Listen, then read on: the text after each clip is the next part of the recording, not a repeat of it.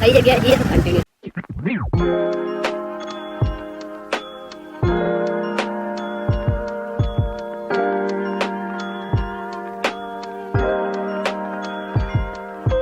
મિત્રો તમે આજે સ્ટેચ્યુ મેં તમને બતાવ્યું મહાદેવનું, એ સ્ટેચ્યુ જોઈને તમને ખ્યાલ આવી ગયો છે મૂર્તિ દોરું જોઈને કે આ મૂર્તિ કઈ જગ્યાની છે. તો આપણે આવી ગયા છીએ ખેરાલુ તાલુકાનું નાનું એવું ગામડું એ વગવાડી ગામની અંદર.